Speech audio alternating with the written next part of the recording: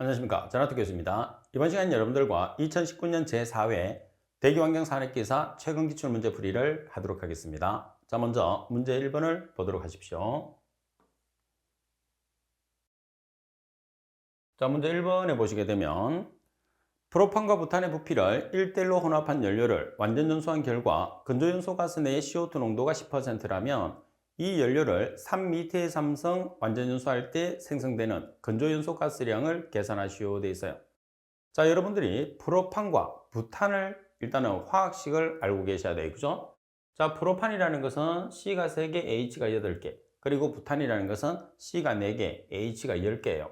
따라서 가장 여러분들이 선행을 해야 되는 게 완전연소 반응식이거든요. 자, 그래서 완전연소 반응식을 한번 만들어 보겠습니다.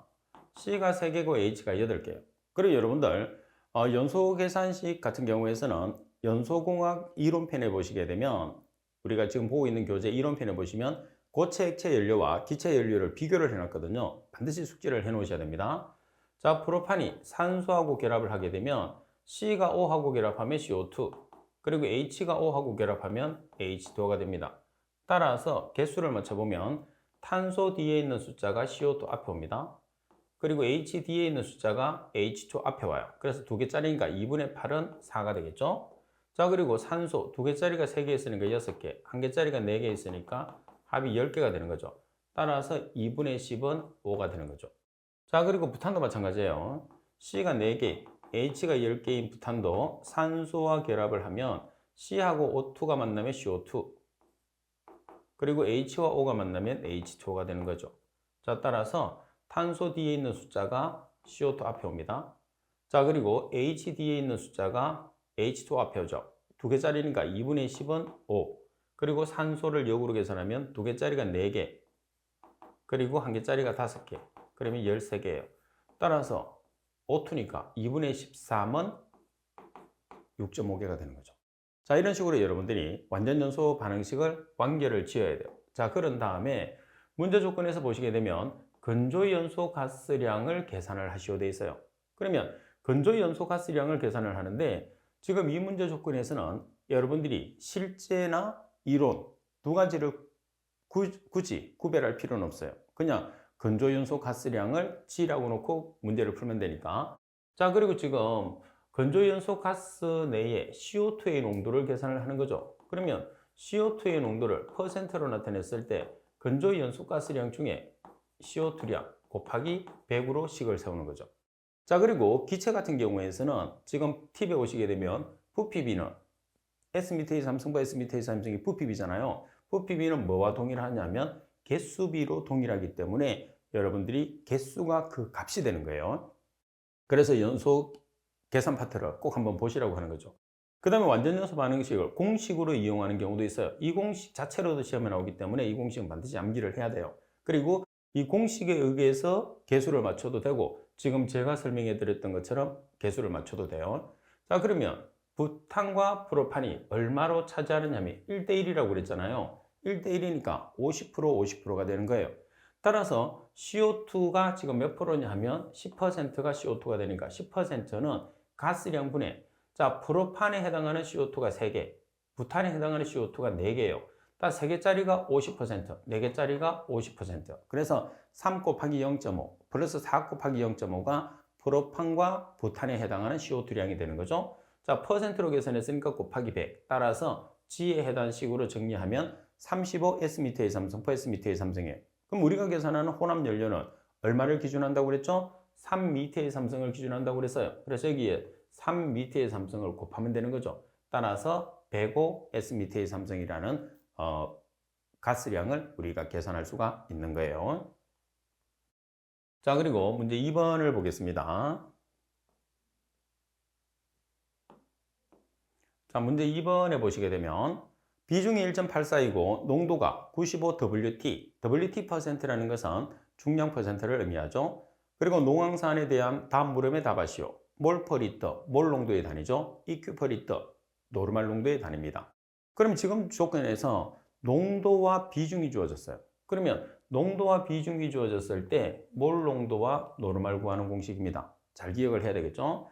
자, 비중 비중은 그램 퍼 밀리리터의 단위를 사용하시면 됩니다. 원래 비중의 단위는 없는데 부피를 질량을 부피로 전환하는 단위가 밀도거든요. 비중도 마찬가지예요. 그래서 밀도에서 사용하는 단위를 빌려서 씁니다.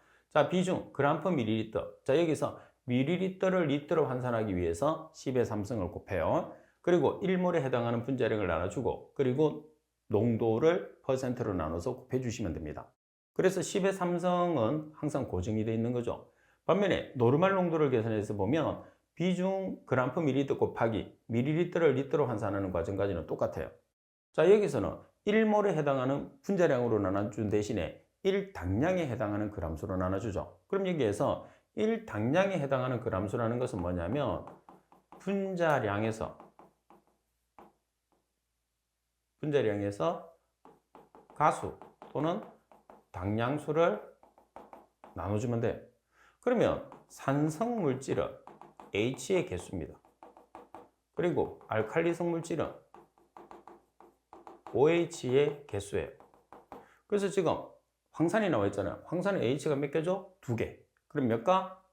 2가 2당량. 이렇게 나타내는 거예요. 자, 그 다음에 분자량을 나타내면 H가 원자량 1이죠. 1자리가 2개. S 원자량이 32. O 16자리가 4개. 그래서 98이 되는 거죠. 자, 그러면 비중 1.84입니다. 그리고 10의 3승을 곱하는 거는 밀리리터를 리터로 고치기 위한 거죠. 그리고 1몰에 해당하는 분자량이 98g. 그리고 농도가 95%니까 퍼센트를 제거하기 위해서 100으로 나눠줬어요. 자, 그러면 17.84몰 퍼 리터. 노르말 농도도 마찬가지죠. 자, 비중 1.84. 자, 밀리리터를 리터로 환산하기 위해서 10의 3승을 곱했어요. 자, 그리고 1당량은 분자량 나누기 가수라고 그랬으니까 분자량이 98g 나누기 2가 되는 거죠. 그리고 농도 100분의 95%. 따라서 계산을 하시게 되면 35.67 EQ 퍼 리터가 나와요. 그래서 결론적으로는 뭐만 달라지느냐 하면 1몰 나누기 분자량, 1당량 나누기 당량 그람수. 이 두 가지만 달라지는 거죠. 그래서 몰 농도와 노르말 농도를 정확하게 비교를 해서 여러분들이 문제를 풀었을 때는 정확하게 풀이가 돼야 됩니다. 자, 그리고 제가 설명드렸던 내용들은 팁에 한 번 더 설명이 되어 있으니까 팁을 기준으로 해서 공부를 하시면 됩니다. 자, 그리고 문제 3번을 보도록 하겠습니다. 자, 문제 3번에 보시게 되면 유효 굴뚝 높이가 120m이고 SO2의 배출량이 20g/s인 화력발전소가 있다. 자, 굴뚝 배출구에서 대기 풍속이 5m/s일 때 굴뚝으로부터 풍화지역으로 3km 떨어진 곳에서의 SO2의 농도를 계산하시오. 단 가우시안 확산 모델을 이용하고 시그마 Y는 250m, 시그마 G는 140m.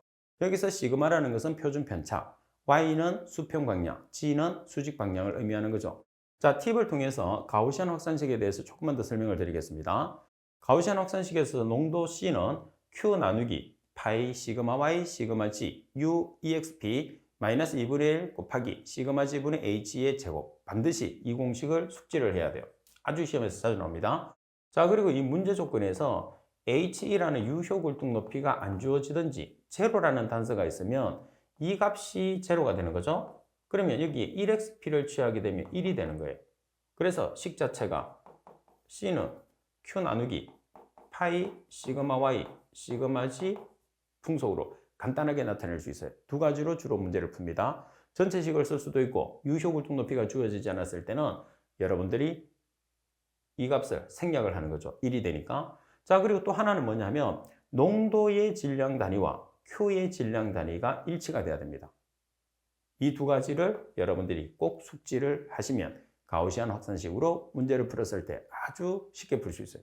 실제로 가우시안 확산식은 여러분들 이해를 정확하게 못하는 사람은 암기해서 문제를 풀다 보니까 약간의 변화만 주더라도 여러분들이 많이 틀리는 문제거든요. 그래서 제가 설명드렸던 내용 두 가지만 식 변화와 단위 맞추는 것만 신경 쓰시면 돼요. 자, 대입을 보면 자, 지금 여러분들 농도를 마이크로그램 퍼 미터의 삼성으로 계산하라고 그래요. 그죠? 근데 배출량이 20g/s예요. g을 마이크로그램으로 환산하기 위해서 얼마를 곱해주면 되죠? 10의 6성. 따라서 20 곱하기 10의 6성. 여기서 10의 6성을 하는 것은 g을 마이크로그램으로 고치기 위해서입니다. 따라서 바로 여러분들이 계산했을 때는 20 곱하기 10의 6성 마이크로그램 per sec라고 대입해도 됩니다. 자, 파이는 계산기에 있으니까 그대로 쓰시고 시그마 y, 시그마 g는 250m, 140m 그대로 대입합니다. 자, 그리고 U라는 풍속은 5m per second, 그리고 U 효굴뚝 높이는 120m, 그리고 시그마 G 140m. 제곱을 취해서 계산하시면 25.20 마이크로그램 per 미터의 삼성이 나와요. 가우시안 확산식 같은 경우에서는 말씀드린 것처럼 일단 공식이 정확하게 이해가 돼야 되고, 그리고 U 효굴뚝 높이가 안 주어졌을 때 공식 변화를 해야 되고, 그리고 계산했을 때는 농도의 질량 단위와 그리고 배출량의 질량 단위가 일치가 돼야 된다는 것을 반드시 숙지를 할 수 있도록 하십시오. 자, 그리고 문제 4번을 보시게 되면 원심력 집진 장치에서 레이플에 의한 절단 입경은 유입구의 폭, 입자 밀도, 가스 점도, 유효 회전수, 가스 유입 속도 등에 대해서 결정된다. 다른 조건은 일정하고 가스 유입 속도를 16배로 증가시키면 절단 입경은 어떻게 변하는지 산출하시오. 레이플의 식을 써서 산출하라고 그랬어요. 자, 여기서 여러분들이 레이플의 식 중에서 여러분들이 가장 잘 알고 있는 게 뭐죠? 가장 많이 사용했던 게 DP50입니다. 그래서 DP50은 계산 문제로도 자주 나오기 때문에 반드시 이 식을 암기를 하고 있어야 돼요. 꼭 기억해야 됩니다. 자, 먼저 DP50은 9 마이크로비 나누기 2파이V 로S 마이너스 로 N 전체의 2분의 1성. 여기서 전체의 2분의 1성이라는 것은 전체의 2분의 1성은 전체의 0.5성 또는 전체를 루트를 취한 값하고 동일하다고 보시면 됩니다. 자, 마이크로라는 것은 점성 계수, B는 폭, 그리고 V는 속도, 로 S는 입자의 밀도, 로는 가스 밀도, N은 회전수가 되는 거죠. 그리고 10의 6성을 곱한 것은 미터라는 단위를 마이크로미터로 환산하기 위해서요. 근데 지금 조건 자체 내에서는 여러분들이 절단 입경, 여기서 절단 입경이 DP50입니다. DP50을 계산했을 때 조건이 뭐가 나와 있느냐면 다른 모든 조건은 동일한데 가스의 유입 속도가 16배라고 되어 있어요. 그죠? 그래서 가스의 유입 속도가 16배니까 문제 조건에서 속도에 대한 상관관계를 DP50과 연관성을 있는 걸 찾는 거예요. 그럼 DP50하고 속도는 어떤 관계? DP50은 V분의 1의 2분의 1성. 그죠? 나머지 조건은 일정하다고 그랬으니까. 그래서 V가 분모에 있으니까 이렇게 상관관계를 찾을 수 있어요. DP50은 V분의 1의 2분의 1성. 자, 그럼 여기에서 V가 지금 몇 배라고 그랬어요? 16배. 따라서 V가 16배. 전체 2분의 1성을 하면 우리가 값을 계산했을 때 4분의 1배가 되는 거죠. 자, V 속도가 16배가 되면 DP50은 4분의 1배가 된다는 거. 그래서 직접적으로 계산할 수도 있고 공식상에서 상관관계에서 문제가 풀 수도 있으니까 문제 조건 자체에, 다시 말해서 문제의 유형을 다각도로 여러분들이 기억을 해주는 게 중요합니다. 자, 그리고 공식에 대한 설명은 팁에 있으니까 여러분들이 보시면 되고요.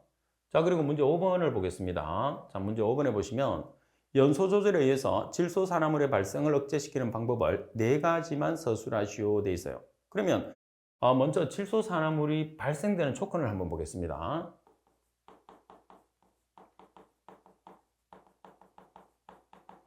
자, 우리가 연료는 완전 연소를 기준으로 하죠.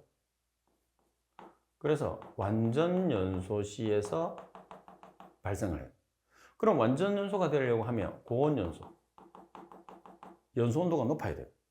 자, 그 다음에 과잉 공기량이 주입돼야 돼요. 여기서 말하는 것은 100% 이론 공기량에서 아주 많은 양이 들어가는 게 아니고 과잉 공기량이 안 들어가면 완전 연소가 아니라는 거죠. 적정한 과잉 공기량이 들어가야 된다는 거죠. 너무 많이 들어가게 되면 또 연소 온도가 낮아집니다. 이 두 가지가 가장 중요해요. 그래서 온도적인 측면과 공기적인 측면으로 여러분들이 비교를 하는 거예요. 따라서 발생을 이제 방지를 하는 거죠. 발생 조건이 아니고 방지 대책. 자, 방지 대책을 적으라고 그러면 온도는 저온 연소. 자, 그리고 공기는 저과잉 공기 연소 또는 저과잉 공기량 주입. 자, 그리고 나머지는 연소 온도 최고의 화염을 유지할 수 있는 조건을 낮춰주는 거예요. 그게 뭐냐면 2단 연소. 자, 2단 연소는 2단계 연소로 공기 2단계 연소를 해요. 그럼 공기를 나눠서 공급하는 거예요. 그래서 최고의 화염 온도가 발생하는 조건을 최소로 낮추는 거예요. 자, 그 다음에 배기가스 재순환. 자, 이런 방법들로 방지하면 되겠죠. 그래서 여러분들 주로 이제 발생 조건은 쓰라고 안 하니까 발생 조건을 알아야지 방지 대책을 여러분들이 쉽게 서술할 수 있거든요. 그래서 온도적인 측면과 공기적인 측면으로 비교해서 공부를 해 놓으시면 됩니다. 자, 그리고 문제 6번을 보겠습니다. 자, 문제 6번에 보시면 세정집진장치의 장점과 단점을 각각 3가지씩 쓰시오 되어 있어요. 세정집진기라는 것은 문구에도 나와 있는 것처럼 세정액을 이용해서 처리하는 섭식이에요. 그럼 섭식이다 보니까 당연히 가스성 물질과 입자성 물질을 동시에 처리할 수 있는 장점이 있어요. 반면에 물을 많이 사용하다 보니까 폐수 처리에 문제점이 발생할 수도 있는 거죠. 그래서 가스량을 처리하는데 적은 물로 처리하게끔 만들어야 돼요. 그러면 장치가 크면 부피가 크기 때문에 많은 물이 들어가겠죠? 따라서 장치가 작은 게 특징이다.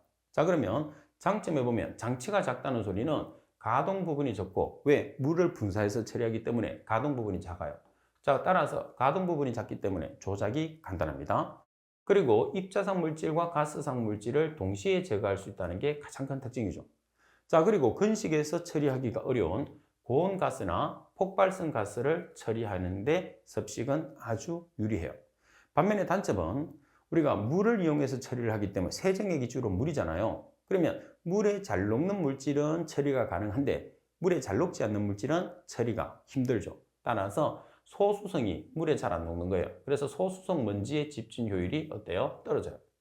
자, 그 다음에 압력 손실이 크죠. 그리고 동력 소모량도 상당히 커요. 그리고 처리하는데 많은 물이 필요한 단점을 가지게 되죠. 많은 물이 필요하니까 폐수가 발생하는 단점도 가지게 되는 거죠. 폐수가 발생하니까 어때요? 수질오염 처리 장치를 설치를 해야 되는 문제점도 가지고 있습니다. 자, 그리고 문제 7번에 보시게 되면 자, 원심력 집진 장치입니다. 원심력 집진 장치에서 블로다운 방법에 대해서 서술하고 효과를 3가지를 쓰시오. 원심력 집진 장치 중에서도 우리가 사이클론에서 주로 발생을 하는 거죠. 따라서 방법과 효과예요. 그러면 이 블로다운이라는 것은 어떤 목적을 가지고 있죠? 효율을 증가시키는 게 궁극적인 목적이 되는 거죠. 자, 그러면 방법을 먼저 한번 보겠습니다. 여러분들 시험에서는 방법만 나올 수도 있고 효과만 나올 수도 있고 지금처럼 2가지가 같이 나올 수도 있고 시험에서는 이론 중에서 가장 자주 나오는 문제예요. 그래서 2가지를 꼭 숙지를 하시고 내용에 보시면 사이클론의 집진 효율을 높이는 방법이에요. 그러면 가장 중요한 핵심이 들어가야 됩니다. 그 핵심이 뭐냐면 하부의 더스트박스에서 처리 가스량의 5에서 10%를 처리를 한다는 말이 반드시 들어가야 되죠. 자, 여기서 더스트박스라는 것은 먼지 박스예요. 그런데 관성력 집진기나 원심력 집진기 같은 경우에서는 더스트박스의 크기나 형상이 집진율에 크게 영향을 미치니까 자, 여기에서 꼭 들어가야 됩니다. 자, 하부 더스트박스에서 처리 가스량의 5에서 10%를 처리를 해서 사이클론 내에 난류 현상을 억제를 시켜요.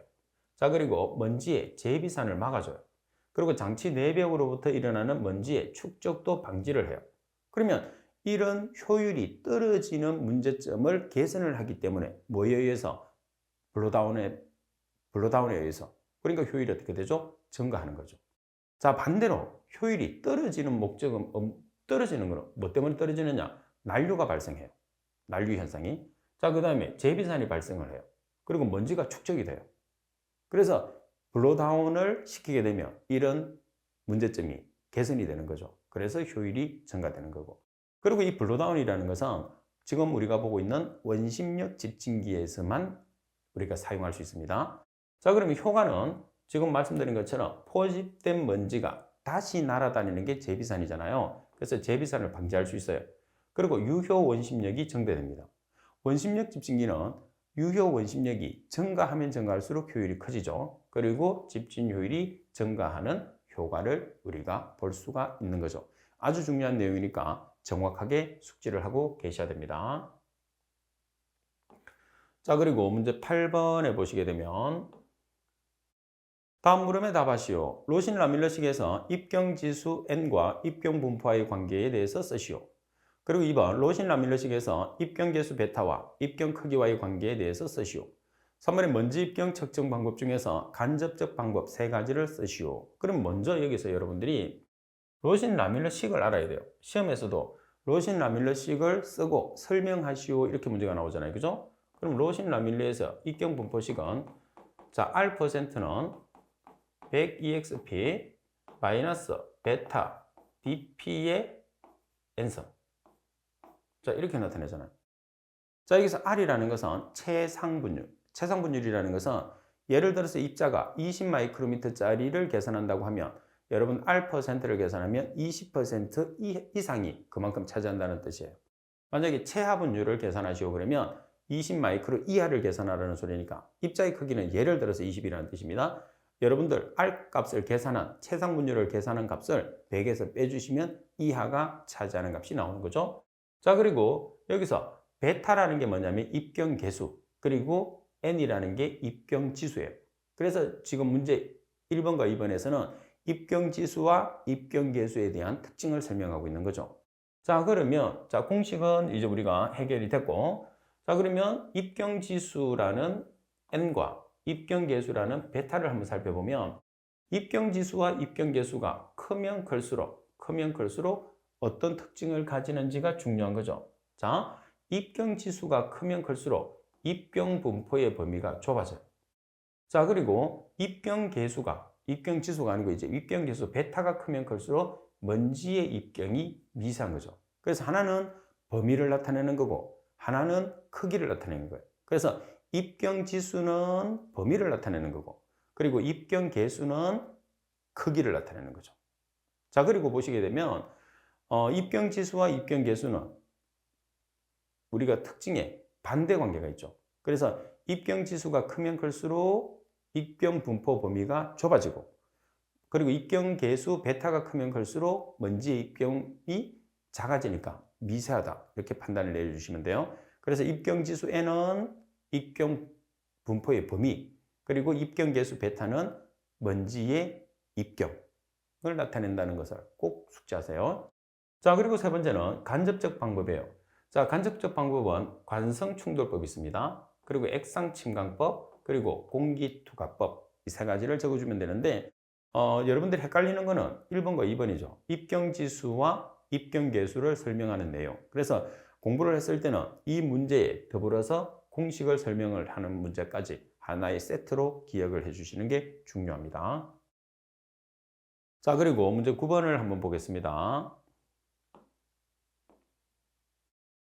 자, 문제 9번에 보면 검출기 중에서 전자포역 검출기의 원리를 쓰시오 되어 있어요. 그러면 전자포역 검출기라는 이 CD는 주로 우리가 기체 크로마토그래피에서 사용하는 검출기죠.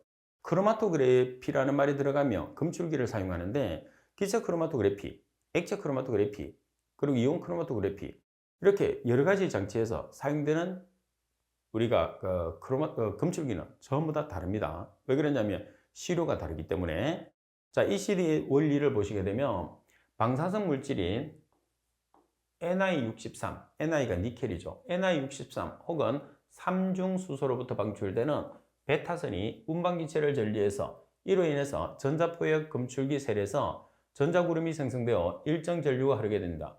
이러한 전자포역 검출기 셀에 전자친화력이 큰 화물이 들어오면 셀에 있던 전자가 포획되어서 이로 인해서 전류가 감소하는 것을 이용하는 방법으로 주로 유기할로겐 화합물, 나이트로 화합물, 유기금속 화합물 등의 전자친화력이 큰 원소가 포함된 화합물을 PPT에 매우 낮은 농도까지 선택적으로 검출할 수 있는 검출기를 ECD라고 이야기를 합니다.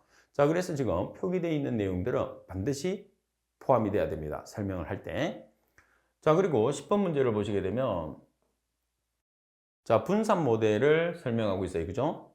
자, 분산 모델의 특징을 5가지만 쓰시오. 단 예시의 내용은 제외할 것 돼 있어요. 그럼 예시가 2차 오염원의 확인이 가능하다고 돼 있죠.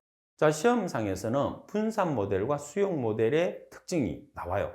그래서 지금은 분산 모델의 특징이 나왔지만 또 다른 회차에서는 수용 모델에 대한 특징이 나올 수도 있거든요. 그래서 지금 팁에서는 수용 모델에 대한 특징이 나와 있으니까 이왕 여러분들이 공부했을 때는 분산 모델과 수용 모델의 특징을 동시에 같이 공부를 할 수 있도록 하십시오. 자, 먼저 분산 모델에 대한 특징을 보시게 되면 미래의 대기질을 예측할 수 있습니다. 자, 그리고 점선 면 오염원의 영향을 평가할 수 있고, 그리고 새로운 오염원이 지역 내에 생길 때마다 매번 재평가를 해야 되겠죠. 자, 그리고 지역 및 오염원의 조업 조건에 영향을 받습니다. 그리고 오염물질의 단기간 분석 시에 문제점이 발생하게 됩니다. 자, 반면에 수용 모델의 특징을 보시게 되면 입자상 및 가스상 물질, 가시도 문제 등의 환경과학 전반에 응용할 수 있는 모델이 수용 모델이에요. 자, 그리고 지형이나 기상학적 정보 없이도 사용이 가능합니다. 지형이나 기상학적 정보 없이도 사용이 가능해요. 그리고 수용체 입장에서 영향 평가가 현실적으로 이루어질 수 있고, 그리고 현재나 과거에 일어났던 일을 추적 또는 미래를 위한 전략을 세울 수 있다는 모델링입니다. 그리고 미래를 예측하기가 상당히 어려운 모델이 수용 모델이에요. 그래서 이 내용은 실제로 보면 이론적인 내용이기 때문에 암기하기가 상당히 힘들죠. 그래서 일단은 교재에 있는 내용을 정리를 한번 해서 여러분들이 계속적으로 눈으로 익혀주셔야 돼요.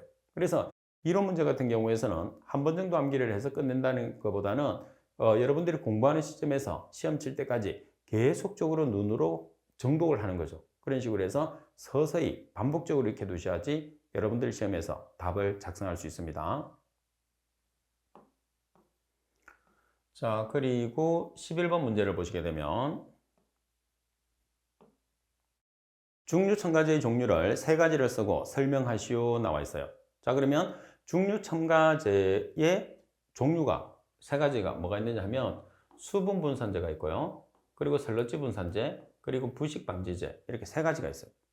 그러면 수분 분산제에 대한 설명을 보면 표면 활성제가 수분 분산제에 해당합니다. 수분을 유화 분산시켜 연료 계통의 부식을 방지하고 연료의 무화를 촉진시키기 위해서 사용합니다. 그럼 여기서 부식을 방지한다는 것은 여러분들이 잘 아실 거고, 무화를 촉진한다는 것은, 무화라는 것은 뭐냐면 안개 모양으로 입자를 작게 해서 우리가 뿌려주는 것을 무화라고 그러거든요. 그러면 안개처럼 입자가 작게 만드는 게 상당히 힘들어요. 근데 수분 분산제를 이용을 해서 무화가 일어날 수 있게끔 촉진을 할 수 있는 게 수분 분산제라는 거죠. 자, 그리고 설러지 분산제는 표면 활성제, 메틸 나프탈렌 등이 주로 설러지 분산제라고 해요. 자, 설러지를 분산시켜서 수송관이나 노즐 등의 폐색 방지를 위해서 사용한다. 그러면 설러지 자체가 아무래도 수송관이나 노즐에, 특히 노즐 같은 경우 들어가게 되면 구멍을 막겠죠. 구멍을 막는 게 폐색이라고 그러니까 그 폐색을 방지하기 위해서 설러지가 들어가는 것을 제거하는 거예요. 그래서 설러지 분산제. 그리고 부식 방지제는 당연히 부식이 일어나지 않게끔 하는 거죠.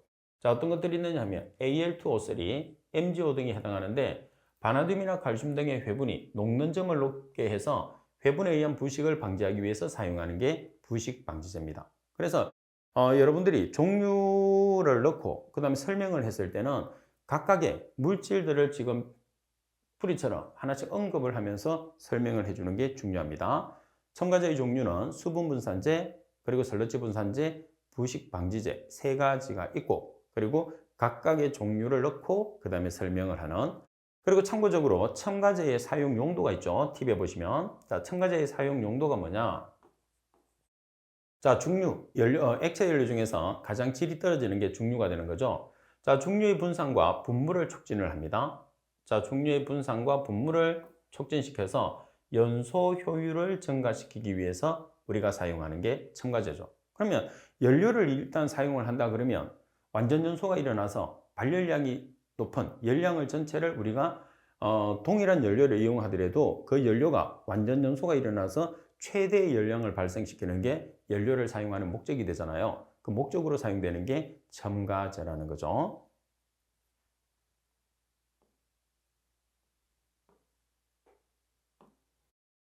자, 지금 여러분들이 보고 계시는 이 문제는 여러분들 선배들이 시험을 친 다음에 문제를 보고 내서 제게 보내준 문제를 제가 재편집을 한 문제입니다. 시험을 치는 여러분들이 가장 정확하게 문제를 보관할 수 있기 때문에 시험을 치고 댁에 오셔서 문제를 보관한 다음에 제게 보내주시면 제가 후배들을 가르치는데 아주 많은 도움이 됩니다. 그래서 여러분들의 적극적인 참여를 꼭 부탁을 드리겠습니다. 자, 보건된 문제를 어디로 보내주시느냐면 제가 사용하는 메일로 보내주시면 됩니다. 자, 메일 주소는 kwe7002@mail.net이에요. 그래서 여러분들의 참여 꼭 부탁을 드리겠습니다. 자, 이번 시간 수업은 이것으로 마치도록 하겠습니다. 수고하셨습니다.